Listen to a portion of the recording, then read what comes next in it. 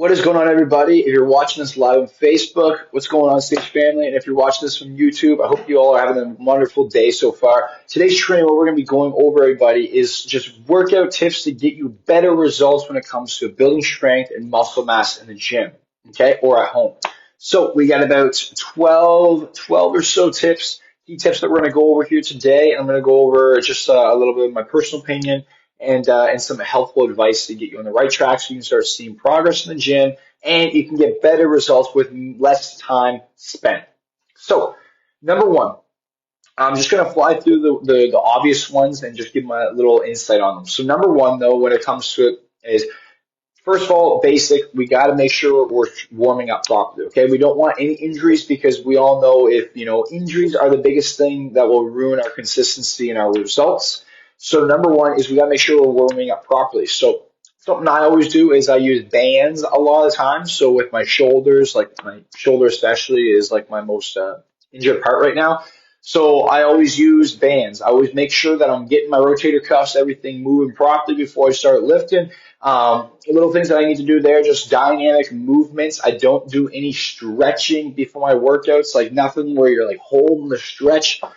Saving those for after the workout. So before the workout, yeah, you can do movements, dynamic stretch and whatnot, but you don't want to do anything where you're just holding it there, as that can actually make you weaker when it comes time to actually working out. So number one is make sure you warm up properly though. And then let's say, for example, if you're doing like dumbbell press and that's your first exercise of the day, you don't want, and let's say you typically use the 20 pounders and that's how you do it. You don't want to jump just straight to the 20 pounder because you're not properly warmed up. So first you want maybe do some incline push-ups for 1 or 2 sets and then maybe grab like the 10 pounders or 5 pounders and just try that out before you actually start lifting your weight. You just want to make sure you're properly warmed up and in the zone ready to go. Now, number two, the biggest reason for that one, again, is just no injuries. Number two, though, is when it comes to your actual lifting, when you're going into working out, start out with the bigger lifts. When you're just getting there, you want to use all that energy that you've got into the bigger lifts, so that way you can push more weight. Okay, you can get stronger quicker because the more weight that we're pushing, the more resistance, the more muscle fibers that we're going to burn and break down, and also help with building it back up and getting more dense and stronger, so we can push that weight more often. Okay, so start out with the bigger lifts first and conquer those ones and get them done so that way you have the most energy for the most important exercises. Then at the end of the workout, if you want, that's where you mostly can add in like the isolated movements. So that way if you have key little muscle groups you want to focus on, definitely add those in at the end of the workout and focus on the bigger ones at the start. Okay? Now, the next thing is, number three, one thing that I see all the time is being strict on the rest time. So if you find that you get lost on your phone a lot during your rest times, perhaps not go on your phone or set a timer as well. The reason behind that is because, the biggest thing is like when we're on our phones too long, when we're working out, I think the biggest thing is like, you just kind of lose that drive. You get caught up in your phone, you lose the drive, you're not really into your workouts as much. Now you're there for an extra half an hour, an extra hour, like you're just on your phone the whole time, taking up the space. And in reality, we can just be busting out our workouts, we can be in the zone if our phones wasn't there. So that's one huge thing is make sure you take your rest times strict and be disciplined on the rest times, okay? Because ultimately, when we get the little things right, like when we show up on time in the gym, we do a good warm-up, we're good on our rest times, it helps so much with your workout overall. Like, you're just so much more in the zone, rather than if, like, let's say you wake up, you didn't sleep that night, you didn't eat before your workout, you're tired out, and you didn't really warm up. You're not going to have a good workout. You're going to feel like crap. You're not going to be able to be as effective as you want to be, okay? So set yourself up for success. Number four is track workouts and to properly increase rates. Okay, so it's really important to be tracking your workouts some way or another. This reason behind this is because data is everything when it comes to progressing in anything in life. Okay, so you want to make sure that you have data that you can look back on, so that way you can learn how you can improve continuing forward. So if you look at, if you're in the gym pressing and you're doing 20 pounders. This week, but then next week you forget what you're doing, you grab the 15 pounders, it's not going to help benefit you. Okay, so it's always important that we track our workouts and making sure that we're staying consistent with that side of things and always pushing ourselves to improve and trying to get better. So I know a lot of people, they just bring a pen and paper, they'll write it down. Our clients, they have a whole mobile app and everything, so they just track it and it's all done up for them. We'll find something where you can track when you go to your workouts, so that way you can really actually see like what your progress is like, how you're doing, and also the goals that you're aiming towards as well. Okay? Now, the next thing is switching out your program. So make sure you switch out your workouts or your program that you have set up for yourself. Every 3 to 4 months is best recommended. Number one is it's important to stay consistent so that way we can see tangible results like in that specific area. So if you're consistently in the same routine, you'll be able to see those weights and that those specific body parts and whatnot change up as you progress and go. So that's why it's important to stay in the same consistent routine for at least, I'd say, 3 to 4 months. At the 3 to 4 month range, though, it's important to start switching things up because you don't want your body to get too adapted to it and too used to it because then it's not as effective anymore, right? Like Arnold Schwarzenegger, the famous saying he says is shock the muscle. Okay, so switch it up, shock your muscles, and changing up your workout routine and whatnot is super important, but it's also important to have that consistency as well for a while too so you can see the tangible results and track it better. So again, I say every 3 to 4 months is when you should really switch it up for the best results. So that means having a consistent laid out routine that you're doing every single week and then eventually switching it up. So number 6 is splitting it up properly depending on the day you go. So making sure that your splits are properly set up. So just to give you all a few examples, I'll go over what a 3-day split, I'll go over a 4-day split, and a 5-day split for you. So for 3-day, it's just go full body. Okay, so if you're going to do full body, you'll do Monday, Wednesday, Friday, something like that, where you have rest days in between. So that way you can properly rest your body. But when you go into the gym, if you're only doing 3 times per week, full body workouts and hit every big muscle group. So like your chest, your legs, and your back. That's what I would recommend there. If you're going to go 4 times per week, it just depends on what you're looking for. I know it's very popular for a lot of ladies. They prefer to do like 2 lower body days and 2 upper body days. And then generally with men, they like to do like 3 upper body and 1 lower. So it just depends. But let's say if you're going to go in and you're going to do 4 times per week, well, then that would look like this. So it'd be, let's say day 1 would be upper. So it'd be like your chest, your shoulders, and your triceps perhaps. And then day 2 would be your lower body, which would be like your legs and your core maybe, or some cardio added in, something like that. And then you could do a rest day. And then the next day coming in, it would be like a back day and a bicep day. Okay, so you do upper body again, but you do your back and your biceps. And then, or you could do back and shoulders as well because it'd be enough time where you're recovered and you're good to go. And then the next day after that is again another lower day as well, which is legs and core or whatever you choose. So that'd be kind of like a 4-day example for you. Rest days, you can just add them in wherever you'd like. I just would recommend trying to have a good amount of space between like your chest day and your back day, and same thing with like your lower body and your next lower body day too. Now, when it comes to that, number 5, if you're gonna go 5 times per week, what you could do there is you could really split it up. So it could be like, for example, what I personally do is Monday is like upper chest day. Okay, Tuesday is leg day. Wednesday is going to be back day. And then Thursday is going to be either another leg day, depending on my body's feeling. And if not, then it's going to be an upper body day, like a split day. So like some chest, some back, shoulders, or some arms added in there. So that's kind of what my routine is right now. And Thursday and Friday, they swap depending on how my body's feeling. It'll either be the leg day or like the mix of an upper body. So that's kind of what I'm doing there right now. So there's a good explanation, a little example for what y'all could do when it comes to your workouts. Now, when it comes to exercising in those days, like you can keep it the same. So if you're doing like the 4-day split, you could do the same exercise that you do on that leg day on day 2 and day 4. It's totally fine. So there's an example though for you.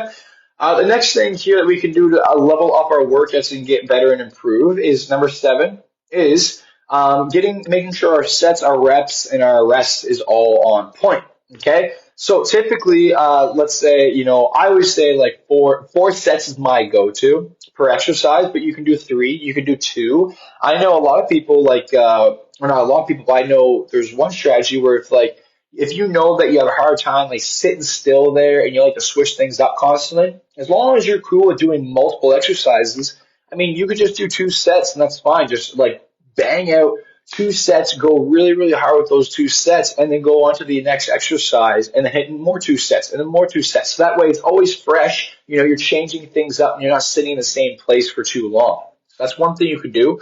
Or the next thing, if you're the opposite and you like to stay there for a while, yeah, 4 or 5 sets. It's totally up to you. My rule of thumb, though, is I typically do about 4 sets. I know a lot of people too also prefer 3 sets. So I would say anywhere around the 3 to 4 set range is totally fine. You just want to make sure that your total sets in that workout is around like 16 to 18 total sets. Okay. So I do about 16 to 18 total sets every single time I work out, which is like, let's say 4 exercises and 4 sets in each exercise. Okay. Equals 16. So that's for the set side of things. Now, when it comes to the rep side of things, now, how many reps should we be doing? Well, ladies, if I'm talking to you specifically, I would say, keep everything above 10 reps. Okay. Anywhere between 10 to 15 is going to be your golden key when it comes to making this change. So if you're doing dumbbell press, you could do 10 reps. If you do 10 reps, you're going to want to rest for about a minute. Okay. If you're doing 12 reps, you're going to want to rest for about 50 seconds to 45 seconds. If you're doing 15 plus reps, then you're going to want to rest for about 40 seconds or so. So that's kind of like the general rule of thumb there. Now, if you go any lower than 10 reps, just know, like, it's totally fine. You can, but like, let's say, for example, like 3 rep range, you never really want to do it. It's just not worth risking unless you're like a power lifter, right? So just don't even ever bother doing that. 5 reps, same thing. Don't ever bother going that low unless you're really trying to get become a power lifter or something like that. It's just not needed. 8 rep range, perhaps, but it just depends on your level. I would recommend if you're a beginner, if you're just getting used to things, or if you simply just do not ever want a chance getting an injury, just stick to 10 to 15 rep range, and that you'll be totally set there. Okay. So the next thing here, number 8 is tempo. So time under tension is super, super important because if you think about it, when it comes to time under tension, what it is basically like the time that your muscle is being stressed, okay? How long is your muscle being stressed for? So if you're doing a bicep curl, right? Okay, so you stress it by trying to bring that weight up. Ooh, burn, okay? We're burning. Once we finally got it up, though, we don't want to just drop it down. We want to also slow on the way down, so that way when it's coming out, it's also stretching the muscle, okay? It's stretching the muscle big time. So tempo is super, super important. So very different tempo ranges, but I wouldn't recommend, going like this quick when you're working out. I like to go at a pace kind of like this. So I'll go like this slow, hold, and then down. And then if I'm really trying to stress it, I'll go quite slow. Like I'll lift the weight up, and then I'll go quite slow and just let it burn. And that's another good way too. So another thing, if you're scared of adding on more weight, if you're working at home, you don't have access to many things, then you can just focus on better time under tension. Okay, to get better results. So the next thing, number 9 here, is proper protein consumption, okay, and meals in general. So this one is a big one. Like for me, I know I can't work out on empty stomach. I get really, really sick, but also energy just drops. So I know some people who even snack during their workouts, which not necessarily needed. But a good rule of thumb is to eat about an hour, 45 minutes or so before you go work out. If you're going to take caffeine, I think the rule of thumb for that is about 15 minutes before your workout or so for taking caffeine. But yeah, again, I always try to eat about an hour, 45 minutes before I work out. That'll give it time to digest so I'm not sick to my stomach, making sure it's a good solid meal. If you do work out in the mornings and you don't like to eat a bunch before your workouts, maybe just like getting some crackers and some sodium in, little things like that to keep your stomach still and good for the workout. You're all set there. But make sure that you're getting in some proper nutrients and stuff for your workouts so you're fueled for your workouts as well. Remember, the food that we eat is like our fuel to our body. It'll produce that energy for us, okay? So we want to make sure that we're getting the proper clean protein coming in, and same thing with the carbs as well, okay? So next thing, another little key tip as well for y'all is a little thing to help boost your workouts and get them better is adding a little bit of sodium into your water. Okay, so add in some more salt, some sodium. Okay, get the electrolytes in because you're gonna be sweating during your workouts and whatnot. But yeah, more salt can't hurt. That's for sure. I mean, unless you got some health issues, that's another topic. But adding in some sodium or some salt into your water bottle, I find that's helped me a ton. So. Let's see here, 9.5. So on the topic of supplements, I guess we'll talk about supplementation, what you can and cannot take, and what you should take, recommendations. I'm just going to give you my personal list of what I take, and then also, what I would take if I was a female trying to build some muscle strength, getting into working out. Okay, so first of all, for me right now, I take a multivitamin. Okay, this helps me for getting the sunlight in because I'm locked in this office all day long, helping y'all out. So I don't honestly get out in the sun too much and whatnot with my social life. So ultimately, I take a multivitamin, and that's kind of the purpose behind that. Plus, I also, to be honest, like when it comes to my diet and whatnot, I don't eat a crazy ton of vegetables and everything. So I take the multivitamin just to make sure I'm all good. The next things that I take here is magnesium and zinc sometimes just around bedtime. Sometimes I'll take that, especially if I'm having sleep issues. I'm not really consistent with that though. But the ones that I'm really consistent with every single day is I just took, let's see here. So I got one that is Tonkat Ali. Now, Tonkat Ali, what that is a supplement for testosterone levels, basically. So would I recommend this as a woman? I'd have to do a little more research, but honestly, like ladies, if you have more testosterone in your body or at least good, healthy, balanced levels, that'll help you pack on the muscle mass easier. Okay, so that is one thing. Now, the next thing that I take here is a caffeine-free pre-workout. It's no caffeine because I was taking it in the evenings, but now I'm working out in the morning, so I'm going to be getting a caffeinated pre-workout. I like pre-workout. Ultimately, number one, good nitric oxide, so it helps the blood flow in your body. It gives you a good pump, which is good for the motivation side of things. Number two is sometimes I'll have a little bit of creatine, which helps for your strength gains and whatnot, but I take creatine separate of that, and I'll talk about that in a second. But number three is oil is just like the caffeine, and it gets you more pumped up, more focused, have a better workout, and the placebo effect too, right? Placebo effect plays a big role as well with improving your performance. So whenever I take caffeinated pre-workout, though, I don't do it like consistently for months and months and months. I'll do it for a few months, and then probably take a break and then come back to it. But lately, like I mentioned, I've been taking caffeine free pre-workout. Okay.